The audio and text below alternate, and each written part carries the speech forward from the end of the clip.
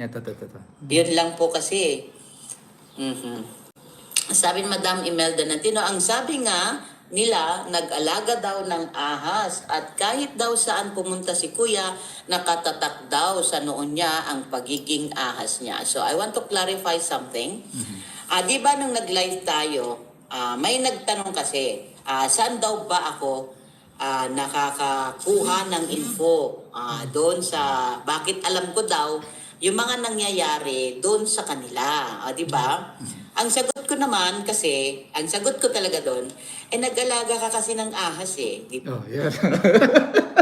Sa bibig niya talaga nanggaling, ano? Nag-alaga kasi kayo na. Tapos, okay. Di niya alam kung paano niya ipapaliwanag. So, yun yung sinabi ko, na nag-alaga siya ng ahas, but I did not particularly said Yun. si Kuya Dave or Wala, may sinabi mo na. pangalan. Wala po. Sinabi mo na. Wala naman Sabi ang ko alaga rito eh. Wala nang bawian. Wala, sinabi mo na eh. Babawi ka pa eh. Nadulas ka na eh. Ulitin natin. Balikan natin. Tayo, may nagtanong kasi, Yeah. saan daw ba ako nakakakuha ng info doon sa, bakit alam ko daw yung mga nangyayari doon sa kanila, di ba?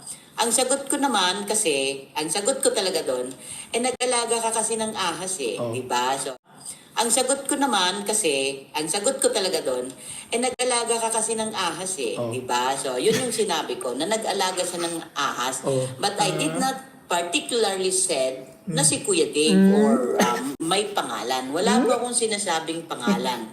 Ang pagkakaintindi ni Poren sa sinabi ko ay si Dave daw ang ahas. Hindi ko po sinabihan na ahas ang ating Kuya Dave. So, wag po kayong mamamali. Sabi ko nga kung alam nyo sana yung sinasabi ng iba doon, bumabawi ka na yung lang. pinapakita nila, yung mga kadramahan, tignan nyo din yung other side. Ano din po ang masasabi po nila.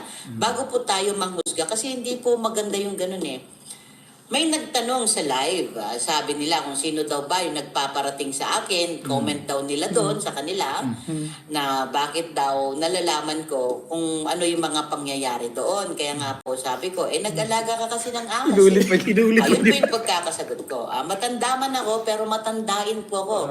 Sa mga sinasabi Sinabi ko, mo naman inaamin ko talaga. po yan. Mga sinasabi Sinabi ko, mo naman hindi po talaga. ako yung tao na pasisinungalingan ko. Kung Ay, sinabi ko tama po, na, hindi mo naman aaminin ko po yan. Ay, namin Pero naman sana, talaga. huwag naman sanang ganon yung sasabihin na sasabihan ng ganon. Diba? ikaw nga Sabihin mong nagsabi. ahas, samantalang noon, puring-puri mo. Mahal na mahal mo, hindi. lahat ginagawa mo. Siyempre, Diba? hindi na. Sumikat ka nga rin. Ahas. Mahal na mahal nga namin eh. Hindi naman namin alam na yun. Nagalaga, ikaw nga mismo sabi mo, nagalaga ka kami ng ahas eh. Mahal talaga namin yan. Hanggang ngayon, mahal namin. Puri-puri ko talaga yan. Hindi ko nga lang alam, ba't nagkaganyan? Samantalang noon, puring-puri mo. Mahal na mahal mo, lahat ginagawa mo, di ba? Sumikat ka nga rin. Kakasuhan po nga kayo ng kidnapping dahil dyan eh. Di ba? Paano hindi mo nakita, nag-hysterical ako, naghahanap talaga kami.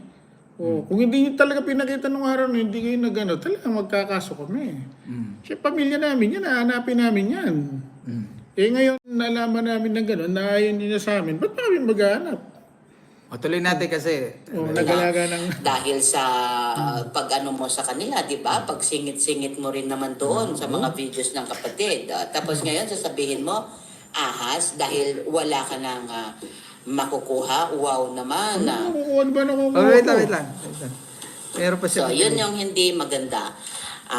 At hindi may